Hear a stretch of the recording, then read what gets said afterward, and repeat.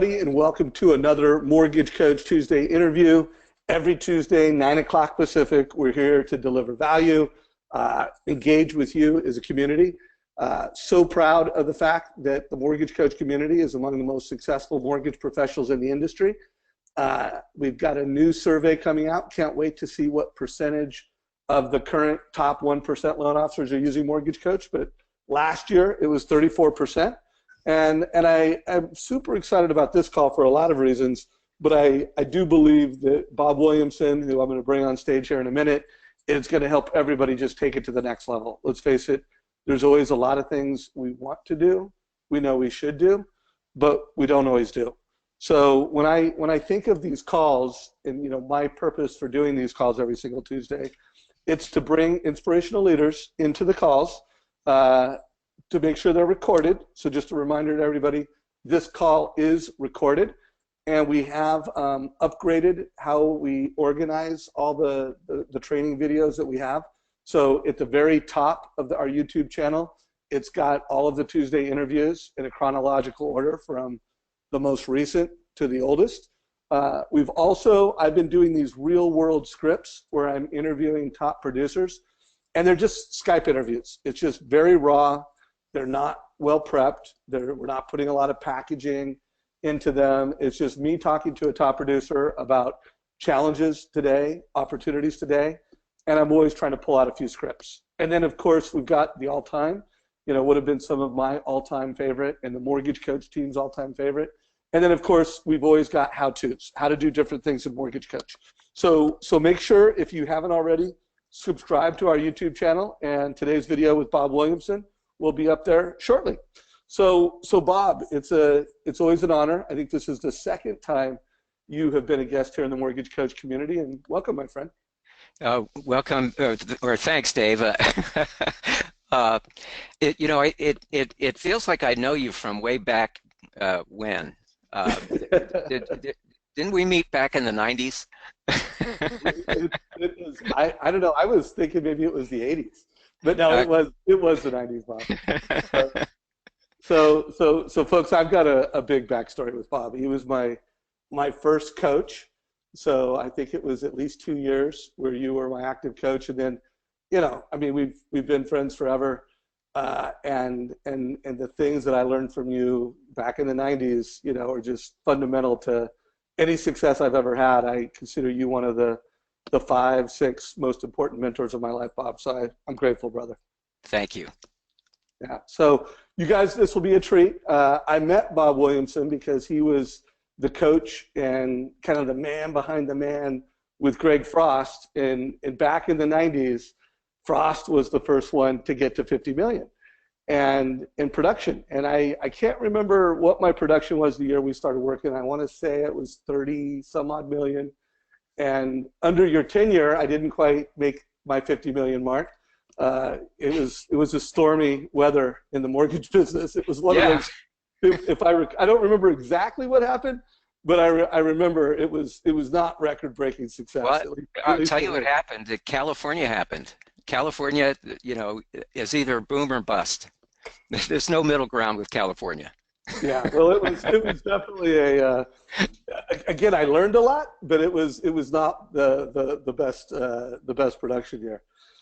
So hey, Bob, so before we get into the topic at hand, I always do kind of a review of previous calls.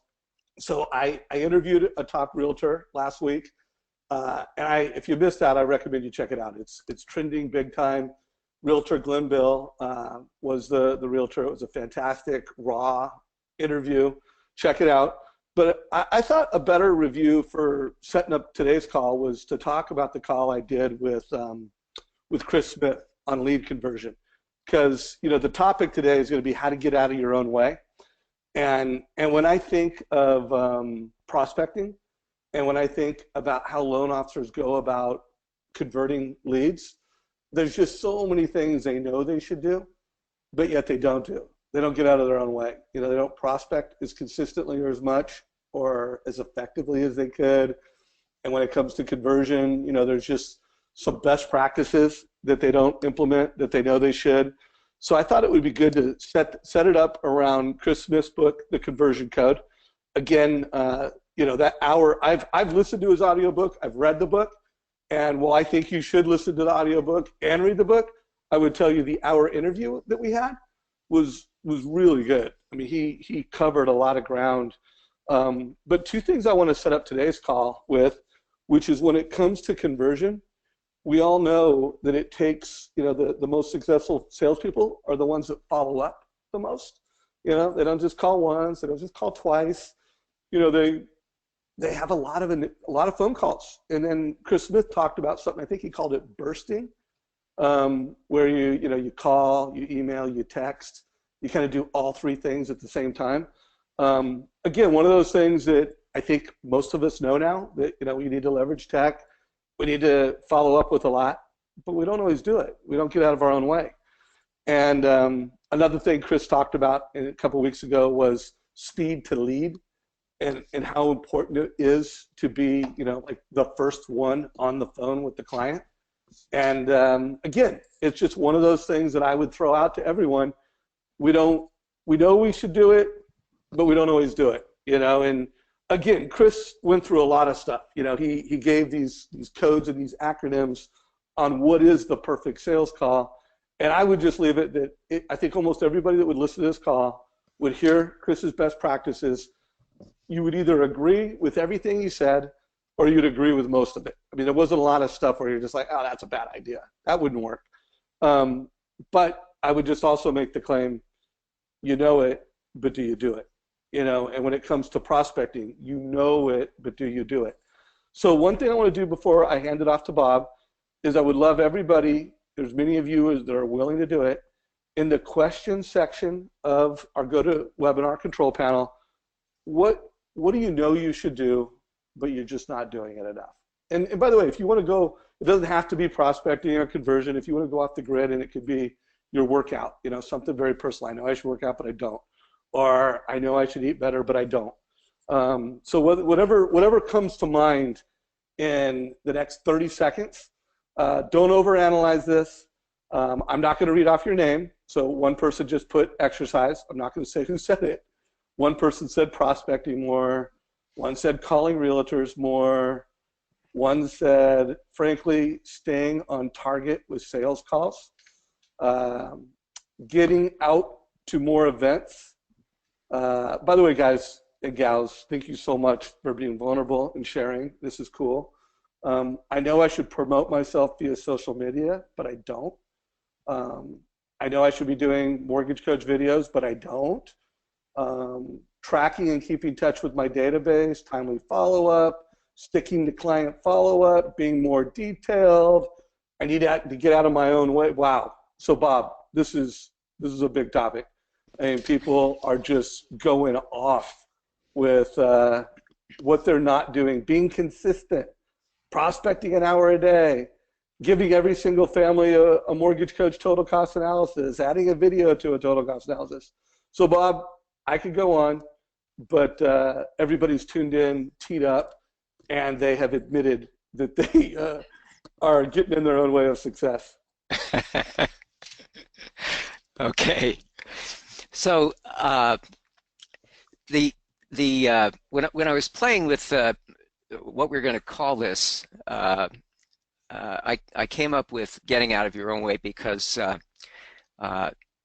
in my career as a coach, I cannot remember a single client that I worked with who didn't have the potential to be absolutely great. And the difference between where they were actually performing and where they were capable of performing was always the thing that I was just fascinated with, because we all have this ability to grow, and we all, most of us want to grow, at least most of the time, but there's always, it seems like there's always something that gets in our way. And more often than not, that thing that gets in our way is us. So that's kind of how we came to this. So Dave, I'm gonna try and give you a brain teaser. I know you created Mortgage Coach, and and it helps people uh, analyze mortgage options and present them to clients. And so there's a lot of math involved. So this is a math question, okay? Can I get my calculator out? All right, good. So we got 3 frogs sitting on a log. 2 of them decide to jump in the water. So how many frogs are left on the log?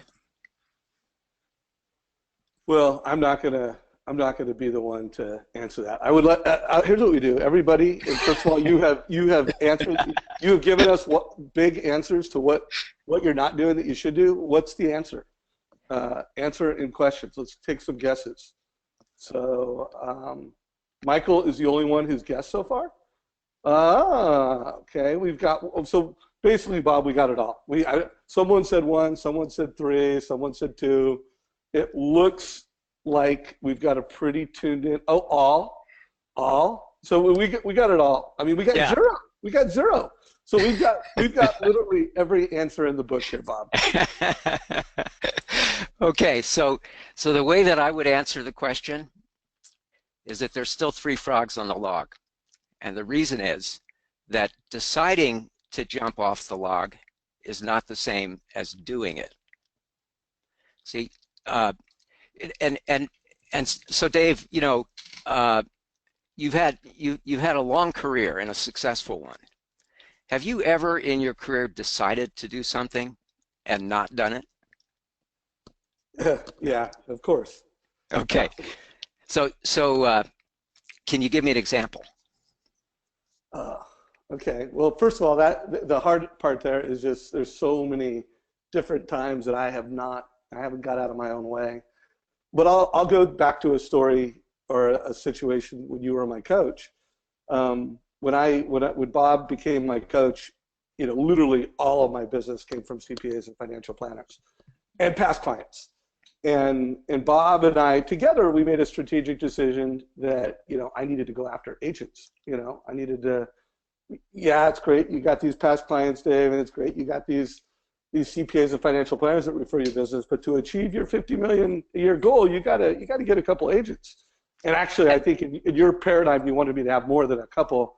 I think I needed 10. And if you remember, Dave, the issue at the time, we kind of touched on this earlier, but the issue at the time was that rates were rising, and it kind of killed the refi demand. So that's what led us to think that we needed to start doing more purchase business. Absolutely, but I would just say I knew that I needed to do more purchase. I knew I needed more agents, but while I still did well with past customers, I still did well with my CPAs and financial planners. I did not execute on my realtor prospecting plan. You know, whatever the goals you and I had from week to week, you know, I was coming up short. You know, it was just not something that I executed well on during that tenure. Yeah. So is there a happy ending to this story, Dave? Or there is a happy ending, man. I think I got the 55 million, but it took a few years and it took some adjustments, and you know, it took some years of grinding it out. Yeah. So and I invented MortgageCoach during that pain point, you know, of doing it. So it was a real happy ending to the pain that I went through. Well, good. I'm glad to know that. So look, you know, we have 2 kinds of challenges that we face in life. The first type of challenge is acquiring a technical skill. And so an example would be learning how to be proficient with MortgageCoach, right? And so with MortgageCoach, there's a process that people can get. There's a book of wisdom, so to speak. There's information that is available that you make available to people in the form of you know, webinars and recordings and tools and instructions and all that kind of stuff. So there's sort of a body of knowledge that teaches people how to be proficient with MortgageCoach. That's what acquiring a technical skill is about. You're learning to be a pilot. You're learning to be a brain surgeon. They're just certain things that you need to learn how to do. And once you know how to do them, you have the technical skills that are needed. The second kind of challenge, though, is making what is called an adaptive change, where it's your behavior, not that needs to change, not just something that you haven't learned yet. So an example here, maybe a related example, is you recognize that you need to make an adaptive change where you are becoming better organized. You're making changes in the way that you choose to use your time so that you can find the time and the motivation to learn how to be proficient with MortgageCoach. Because it's one thing to have all that material available to you, it's another thing to take advantage of it.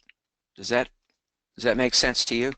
That makes sense. It definitely is something that we know all too well. You know, we've got a lot of great content. We've got a lot of playbooks. We have a lot of success stories, but yet, you know, we struggle with some folks to bring them up to speed as quick as others. Some pick it up quicker than others. Yeah, and I think in situations like that, very often it's a question of somebody who's struggling to make an adaptive change, or to put it a different way, somebody who's struggling to get out of their own way. So I want to share some credit, actually give the lion's share of the credit for what I'm going to talk about today to Robert Keegan and Lisa Leahy, who have been they're both at Harvard University.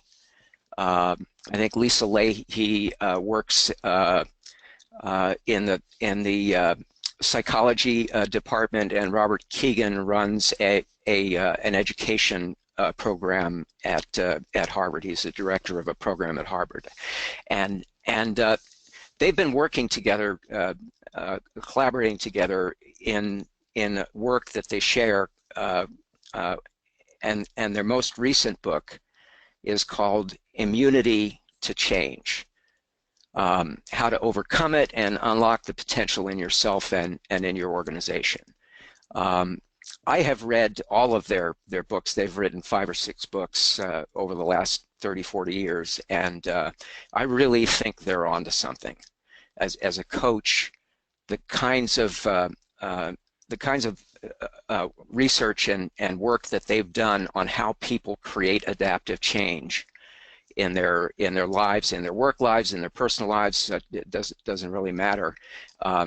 There's just something there that I haven't seen anywhere else. So I would highly recommend anybody who's interested in this stuff to pick up this book. There are a couple of other books that they wrote earlier that are sort of precursors to this, which is this book came out a couple of years ago, I think.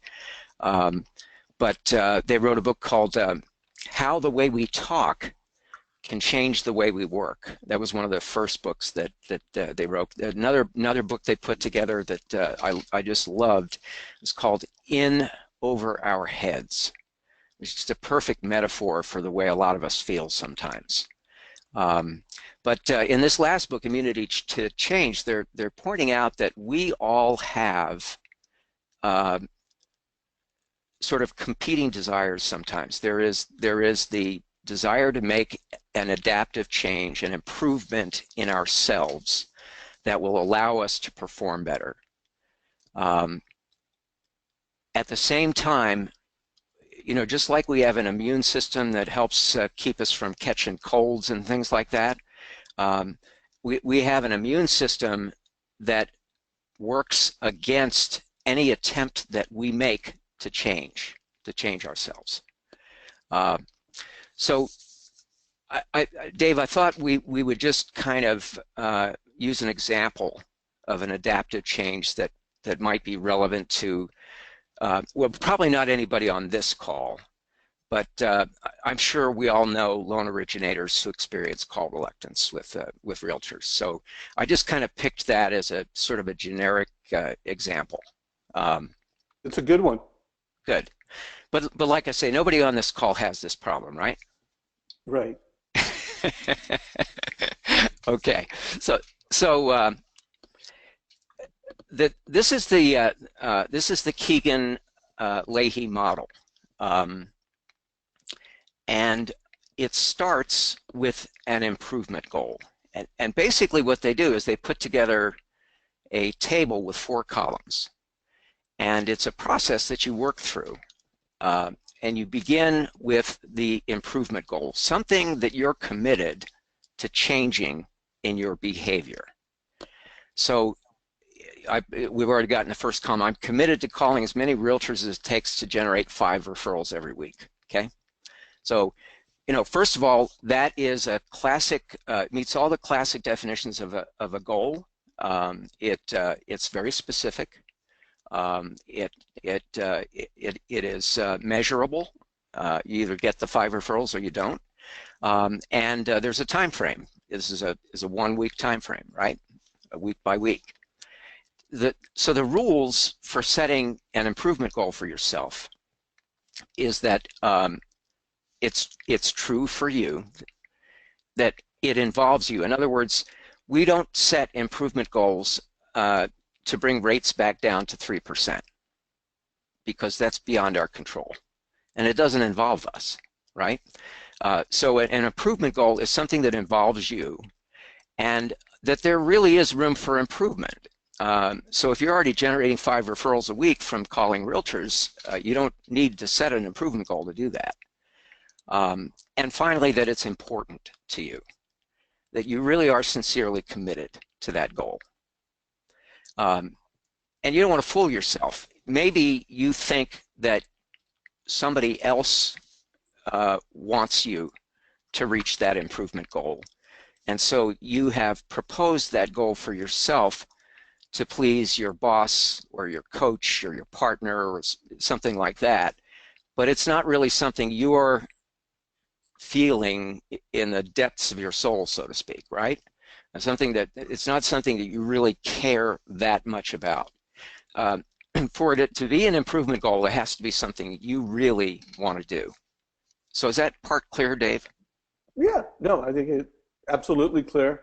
And definitely, okay, I think would get folks to analyze current goals that they have and things that they're doing that they're missing in a different way. Makes sense.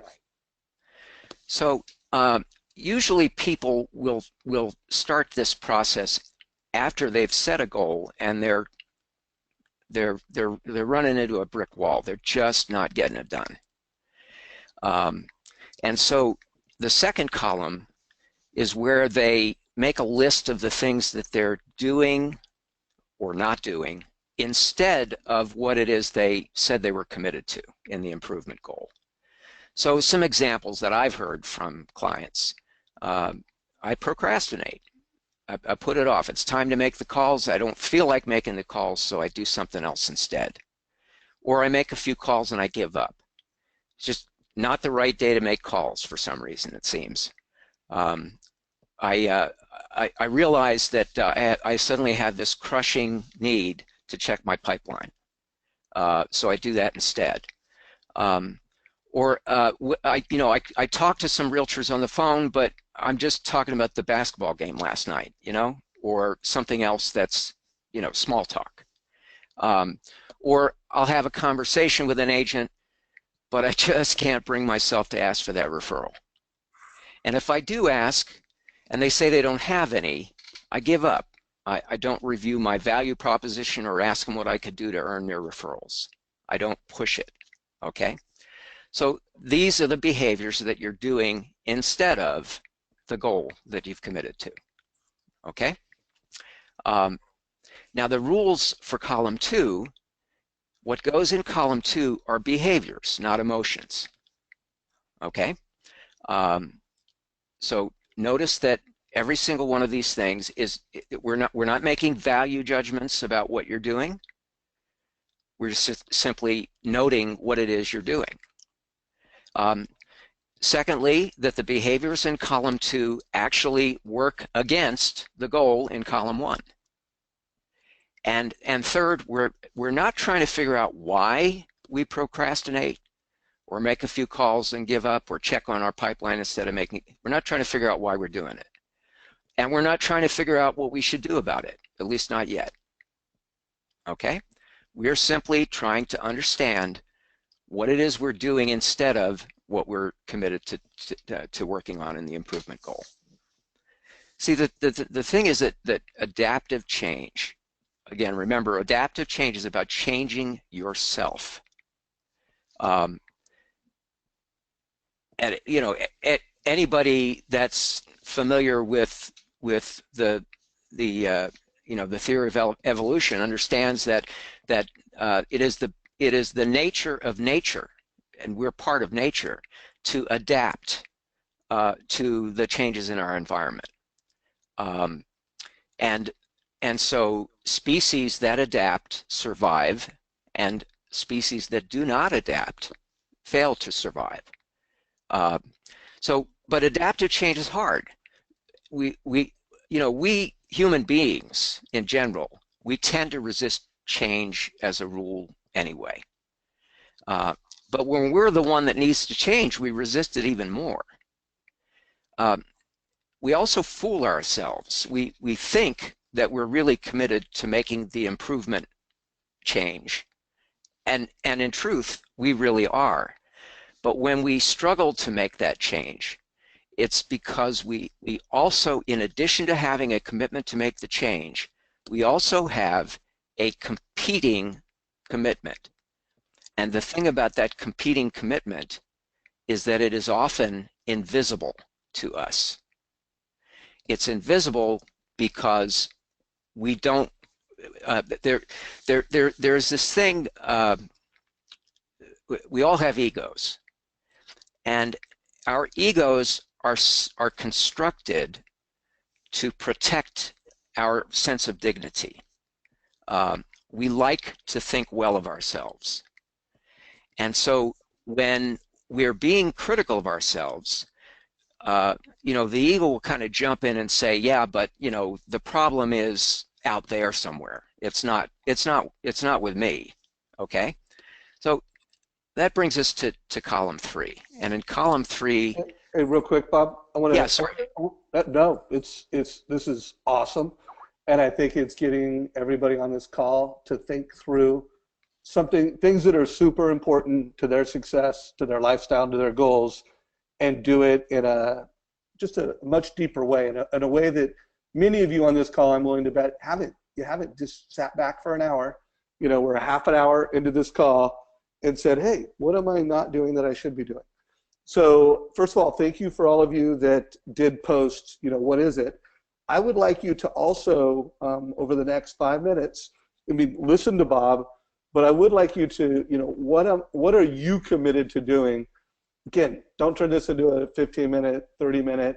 Don't overthink it, because this is not, you know, the end-all exercise.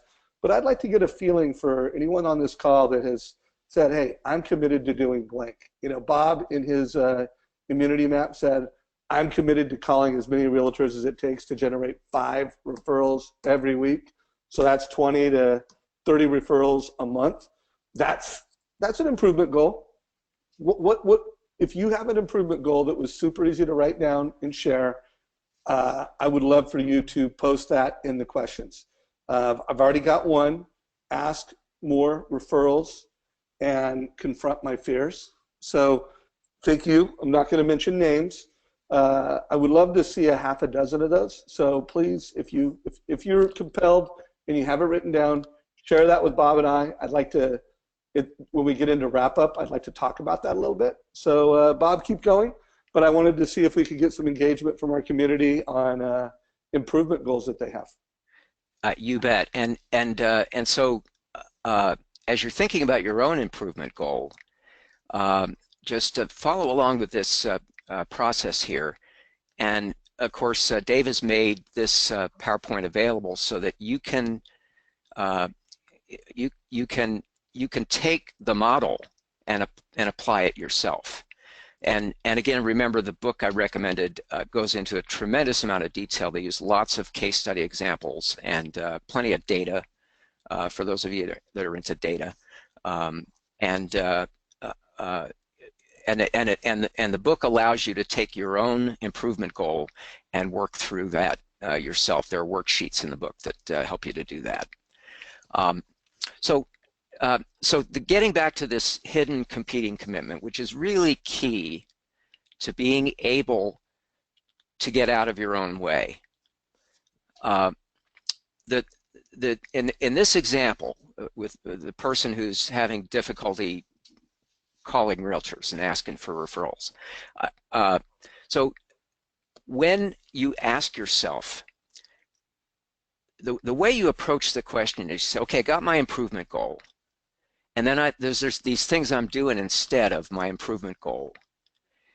So the question you want to ask yourself is, what is it that comes up for me in the form of fear or even revulsion when I picture myself actually doing the improvement goal?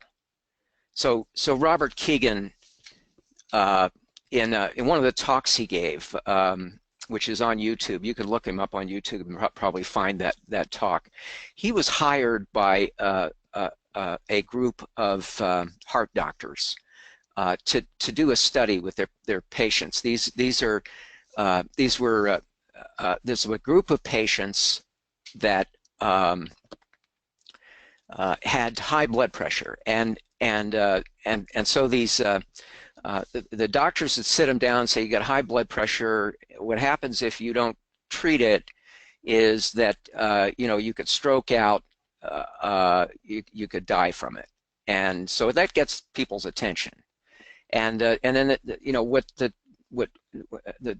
standard treatment for this condition is medication, and the medications that are available today are relatively benign in terms of side effects and things like that. And you just have to take the medication. You don't even have to adjust your diet necessarily, although they sometimes encourage that as well. But you just take the medication, it controls your blood pressure. And so it seems like an easy fix, right? Well, what they found is that people were absolutely committed to taking the medication every day. But then they found that people sort of started dropping off. And by the time 3 years had passed, only about 20% of these blood pressure patients were still taking their medication. And the doctors were just flummoxed, couldn't figure out why. They'd bring them in, for checkups, and that, they could never get to the bottom of why these people would not take their medication. So Keegan and his team are making these calls, survey calls, to try to get to the bottom of it. And Keegan himself tells the story of this one guy he was talking to, and he asked the guy, so I want you, that he's now in column 3. So the guy has already told him that he's committed to taking the medication, but he doesn't always take it, and in fact, he hasn't renewed his last prescription. So Keegan's trying to ask him, he said, I want you to imagine what it would be like if you were actually taking the medication every day. And the guy says, well, I know if I don't take the medication, I could have a stroke, I could die. And Keegan says, okay, I understand that, but now listen carefully to the question I'm asking you. I want you to imagine that you are actually taking the medication he didn't even get to finish the question. The guy jumped in. He said, if I have to take that damn medication every day, I'm going to feel like I'm an old man with one foot in the grave. I'm going to feel like my father, who's in a nursing home, who I don't even visit, by the way. And the guy just keeps going on and on about it. So Keegan now understands the competing commitment. The competing commitment is that this guy is committed to feeling that he's still a vibrant, relatively youthful man in his 40s, and the idea in his head, the idea of taking this medication makes him feel like an old man. So he has a hidden competing commitment not to feel like an old man. It was a breakthrough for this guy. So in the case of our example of the guy with the person with call reluctance, some of the things that he might realize if he asked himself the question, okay, I'm going to imagine that I'm actually making these calls every day. I'm going to imagine it with great detail and vividness, okay? And then he starts realizing that if he makes these calls, he's going to feel uncomfortable. So he's committed to not feeling uncomfortable.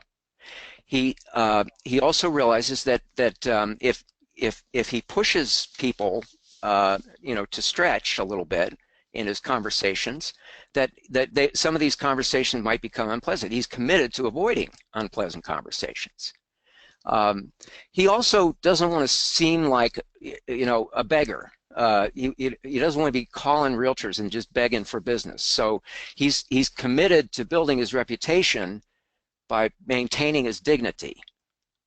He doesn't want to be seen as a salesperson. Or finally, I'm committed to being liked, even by realtors.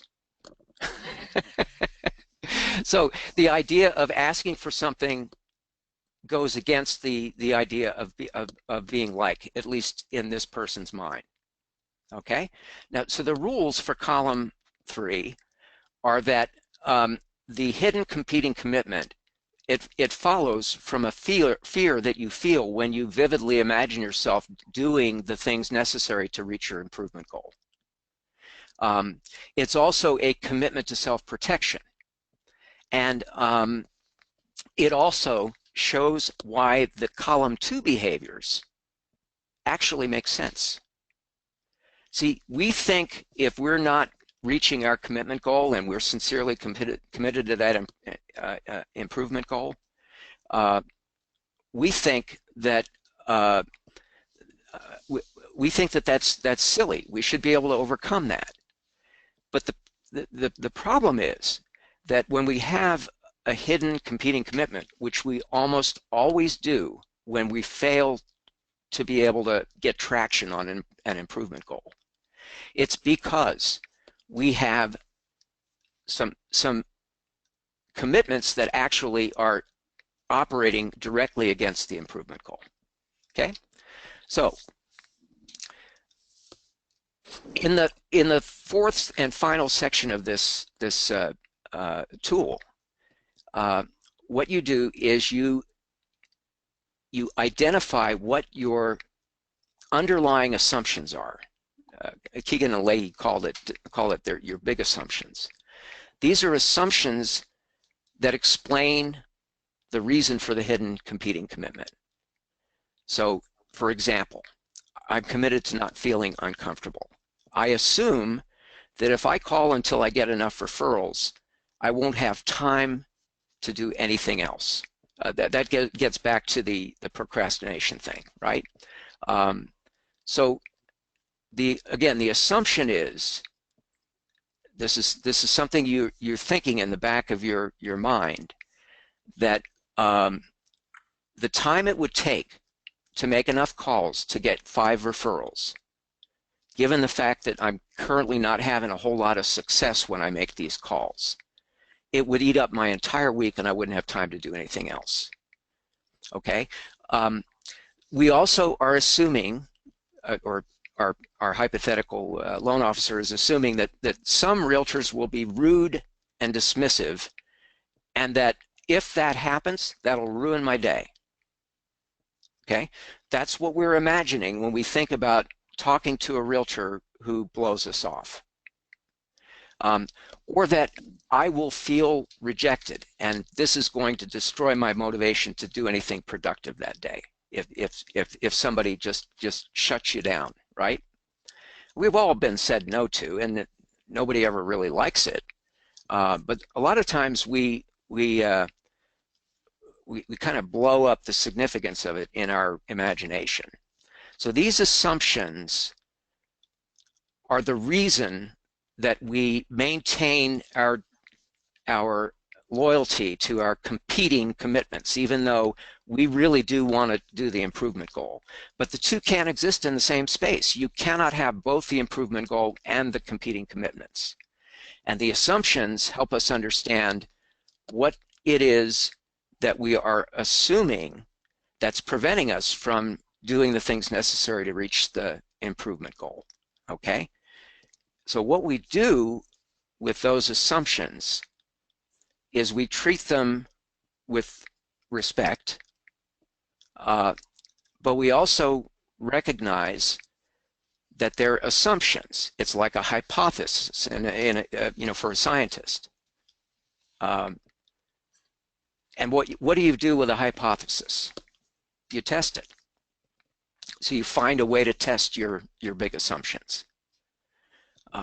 So for example, you might decide to try an experiment where you will call for a day until you get a referral, and you see how long it actually takes. Then you do the math. So remember the assumption that said if I stay committed to this improvement goal of calling until I get 5 referrals a week, I'm going to be on the phone all day, every day, all week. I won't get anything else done. That's an assumption that can be tested. And you can test it at very little risk to yourself or your schedule by calling until you get 1 referral. Now, that doesn't mean that every referral takes, X number of calls to get to, but it gives you an idea of whether the assumption is A, testable, and B, whether your theory or your hypothesis rather that is represented by the big assumption, whether it is actually true. And then you see how often, if ever, a realtor is rude or dismissive, if that's one of your concerns. And if somebody is, just do a check with yourself and see if it really did ruin your day. I mean, we've all had experiences during the course of the day that weren't pleasant, and then managed to turn the day around after that happened. So it's an assumption. It's not necessarily true, and you can prove it or disprove it by testing it. You can ask yourself and your realtors if your value proposition is strong enough to motivate them to refer, and if it isn't, you find a way to strengthen it until it is. So part of the problem that is creating the competing commitment might be that you actually don't feel that you've got enough value that you're providing to that agent, that you put yourself in the agent's shoes and you say to yourself, I wouldn't refer to me with what I'm offering here, right? So maybe you need to strengthen your value proposition. Maybe that's the thing that's keeping you from making the calls. Or when somebody says no, you ask yourself if it's really you that's being rejected, and whether you really feel less motivated. You might even ask yourself, who decides how motivated I am? Is it the realtor that's deciding, or is this me that makes that decision about how motivated I am? Now, there are a lot of other ways to test assumptions, but I just wanted to kind of give you the idea of that. So Dave, any questions at this point?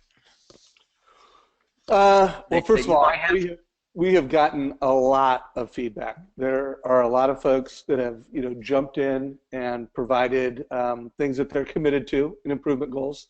Mm-hmm. There's been a lot of fantastic feedback. I have a comment here. This is fantastic, Dave. So I think the only thing I would say is I always find it interesting. Like, there are some people on this call that may feel like, oh, this is getting too detailed, or it's going slow, because some of the calls they're exciting, they're motivational, they're happy. I mean, we're getting into some details, and I would just say this is where change happens. The more you can reflect, and Bob, you've got a great quote up there. I'm not going to say it out loud because I'm going to let you tell your story around it. But I would love for people on this call, I hope you're still tuned in. I hope you're taking notes. I hope you're making a commitment to go through this process. You're going to, by the time this call's over, you're going to have invested an hour into listening to Bob, into learning, a new process to drive change. I hope you'll commit at least another hour to putting it into action. And by writing it down, going through this process. And I guess the only thing I would ask is that for anyone who does do that, I would love for you to share it with me. When I do my debrief at the end, Bob, if you could give me 5 minutes, I want to share something that someone wrote in comments, but I hope you'll forward it to me. My email is Dave@MortgageCoach, for anybody that doesn't remember it or know it. But I would love to see what the community on the call right now is getting from this. So keep it rolling, Bob. If you could give me 5 minutes at the end, and this has been fantastic. Okay, well, thank you. One of the things that I think probably all coaches recognize is that I meet with a client for an hour every week. It's the only time I get with them, and so there's the hour I spend with them, and then there's the 39 hours when I'm out of sight and sometimes out of mind, right? So what you just said, Dave, applies here. I think that if these ideas are interesting to you, if you think this process that I've described might help you to take an improvement goal that you've struggled with and have a breakthrough, then you may get inspired, you may get motivated by listening to what we've been talking about today. But the real proof of your commitment is what you do with it afterwards. If you take the materials that Dave is including with the seminar today, and play with them a little bit more, maybe even buy the book Immunity to Change. Get online and check out Robert Keegan and Lisa Leahy. There's a lot of information out there. They have a website called Minds at Work. Minds, M-I-N-D-S, at Work. So I recommend all those resources. The quote that Dave referred to, you can see it on the screen here, is that the unexamined life is not worth living. And this is the core of my what I'm about when I'm working with people, is that if we just kind of, there's a slide I use sometimes of a guy who's kind of he's got a notebook in his hand and he's wearing a suit and he looks like he's paying attention. He looks like he's paying notes. He looks like he's taking notes, and then the caption says, "Looking like you're paying attention when what you're really doing is thinking about lunch." Because if you look at the guy closely, he's kind of staring into space a little bit. He's not completely there. He's on autopilot. We spend a lot of our life on autopilot. If we take the time to really, think about who we are and what we're about and what stops us, then we make a lot more progress, I think. So some of the barriers to getting out of your own way, there are a couple here that I want to highlight because I see them a lot. The first is pretending that you've got it all together. So you get I love this picture. There's a little kitten looking in the mirror, he sees a lion. A lot of us, and especially if we're in leadership positions, we feel that we have to appear omniscient and invulnerable. If we don't, then our people lose confidence. But that's sort of, then what we end up doing is playing a part and not being who we are. We don't want to ask for help, but our colleagues, and using the example from today, the realtors that we know, probably see things we don't see. Don't be afraid to ask other people what they're seeing about you. And then saying, I don't know. So many times when I use this immunity process with people, and I ask them, we get to the part about competing commitments, right? That people don't have any trouble identifying the improvement goal. They don't have any trouble usually reporting to me what they're actually doing instead of the improvement goal. But when it comes time to figuring out what the competing commitments are, there's a block, okay? And usually it's the ego that's blocking it. And it comes out in the form of confusion. We have trouble getting past column 2. We can't figure out what our competing commitments might be. And that's a classic symptom of immunity to change, that they didn't pick that title for the book by accident. It really is like the immunity system in us that keeps us from catching colds. So our own mind blocks our awareness of the competing commitments. And all I can tell you is that the answers are inside us. I have people who will, they're stuck at this point. They can't figure out what their competing commitments are, so they ask me to tell them what they are, like I know. The answers are inside you. You just have to persevere until you find them. If you really are committed to getting to the answer, you'll find it. It'll come up. So I'm going to end with a quick story. Guy walks into a bar, and he orders 3 shots of whiskey, and the bartender is he's a little puzzled. People don't usually do that. And he says, well, we have bigger glasses if that's what you want. And the guy says, no, I want 3 shots. So the bartender pours the 3 shots, and the guy turns into a regular. He comes in every day, orders his 3 shots. Nice enough guy, minds his own business, drinks his shots and leaves. And the bartender, after about a couple of weeks of this, the bartender's really, his curiosity's getting the better of him. And so he says, look, I got to ask you this. What's the deal with the 3 shots? And the guy laughs and he says, well, I got 2 brothers, and until recently we all lived right here in the same town, but my 2 brothers they each took jobs in different cities. So when we were all here together, we would come in, we would all get together in a bar every day after work, and we would just talk about our days, and it was just a great bonding experience for us as brothers to be able to share with each other, what our day was like, what we're thinking about, what's important to us, telling stories, that kind of stuff.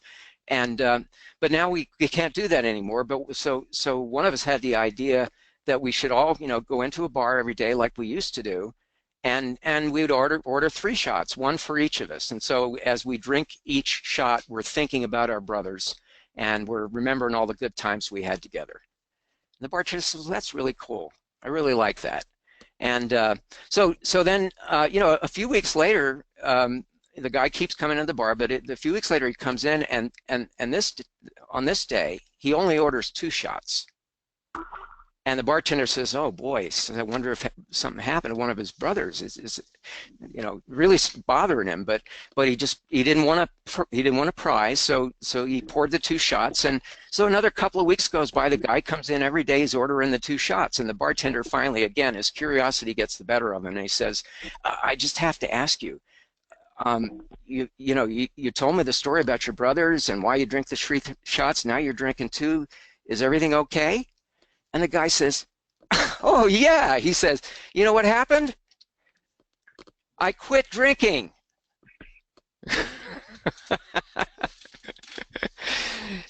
I tell this story because it's a perfect example of our capacity for self-deception. And as long as you're aware of it, as long as you know that you're capable of fooling yourself, then you got a chance. All right, Dave. All right, guys. So first of all, this has been a fantastic call. Can you confirm you can hear me, Bob, by the way? I can hear you, yes. Okay. So I am not in a position to take over the screen. For some reason, my internet went down where I'm at. But we got a lot. Oh, it looks like I might be coming back up here in a minute. So if I do come back up, I will take the screen, and it looks like I did come back up. So I am going to go ahead and share my screen, Bob. Okay, welcome back. Marcy, if you could make me a organizer. There we go. And boom, show my screen. There we go. So got a lot of feedback from folks, in terms of what the commitments, everything from working out more, to calling on more referrals, to getting out of the office 2x times a week, Thank you, folks, for engaging in this way. We are here to make change. That's what we're here for. I particularly loved this one. There was just so much vulnerability, and there was even some, a sentence at the beginning where this person just clearly knows what they need to do. They just need to get out and take action, and ask me if they can forward me a report card weekly. And so, yeah, here's my email address. Absolutely, I would love to be part of your change story.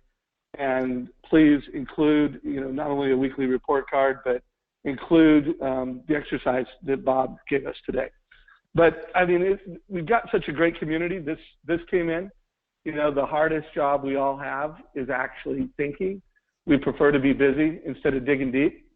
And by the way, this is definitely something I struggle with.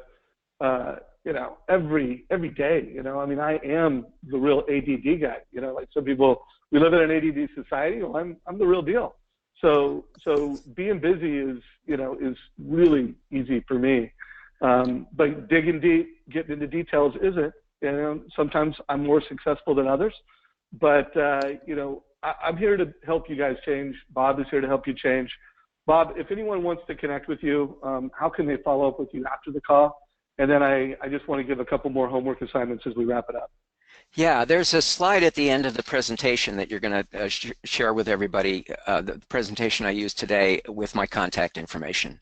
My website, you can reach me through my website, coachbobwilliamson.com.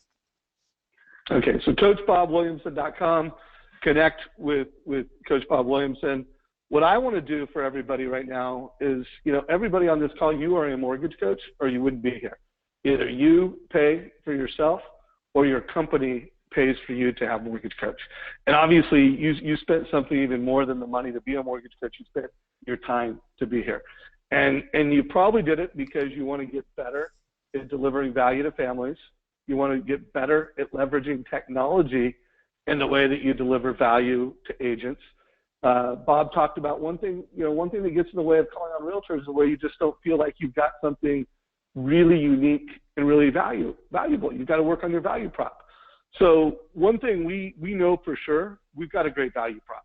In today's market, let's face it, inventory is low. Bringing in first-time home buyers and getting them excited about buying, getting them committed to buying, getting them off the fence and into escrow is valuable. And getting move-up buyers to understand the value of moving up, so that they're either like, yeah, I'm going to stay here, or no, I'm going to move up. And doing that in a compelling way. We can help you do that here at Mortgage Coach. So I'm not going to get into a long conversation about the move-up analysis, the rent versus own, and all the different ways we can drive that. I just want you guys to do something super simple. And that is, the more you can get people to download your app and to understand how you deliver advice in a unique way, the better. It's so simple to do it. So one thing I would love for everybody who knows how to actually share a Mortgage Coach total cost analysis, I don't think I've ever shared this to this big of a group. Every Wednesday we do a workshop, and I'll share my mobile number sometimes in that context. But I would love for you to share a Mortgage Coach total cost analysis at 949-370-7393. And I'm not going to teach you how to share it right now. I just want to know how many people are engaged. And then for those of you that, if you don't know how to use your Mortgage Coach mobile app to make shares, tomorrow at 11 o'clock, every single Wednesday, we do trainings on that. And again, from Bob's perspective, this is the technical training. We're here to do technical training. But we're here to help you learn how to use our apps to deliver more value at the point of sale. So Bob, as we wrap this up, I'm going to push our survey question that I always push, seeing what people thought of today's call. If you are a guest, click the last option if you want to learn more about Mortgage Coach. But let us know, how did we deliver today? Did we surpass your expectations with value? Did you get some takeaways? And if you're a guest and you want a demo, let us know. So Bob, I'll give you the last thoughts. Any words of wisdom as we wrap up today's conversation and session? Well, yeah, wisdom is hard to come by, isn't it? So I would just again refer you back to one of the wisest people who ever lived, and that was Socrates, who said, "The unexamined life is not worth living." Um, if you're spending your life in activity, busy, always going,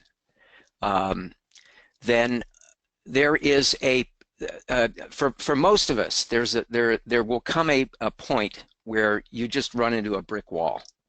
It could be your health, it could be your relationships, it could be your work that falls apart on you all of a sudden. And these are the things that, they look like tragedies, they look like terrible things that happen, but they also can be the spur, the motivation that gets us to stop a little bit and just think and examine our life and examine who we are and ask ourselves if we are being who we really want to be. Wow. Deep call, Bob. Really appreciate it, my friend.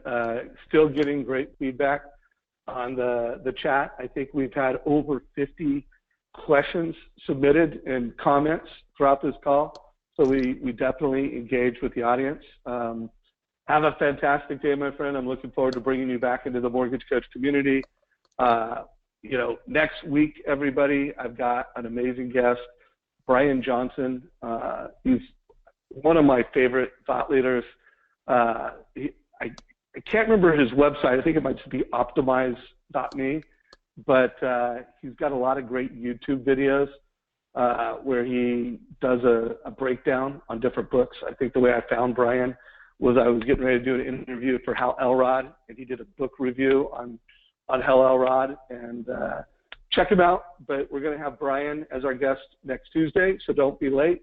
And Bob, have a wonderful day, wonderful week, and I can't wait to have you back on another. Hey, thanks, Dave. It was a lot of fun for me. And by the way, if any of the questions are directed at me and you want to forward them to me, I will do my best to answer them. Might not be able to get back to people right away, but I'll endeavor to give a thoughtful answer to each question. Super appreciate that, Bob. And remember, folks, we're doing training every day of the week. Tomorrow's mobile training. Thursday is Q&A. We're doing demos a couple times a week. And every single day of the week, we've got 2 Mortgage Coach University classes going. So we've got the technical training. We'll see you soon. Take care, everybody.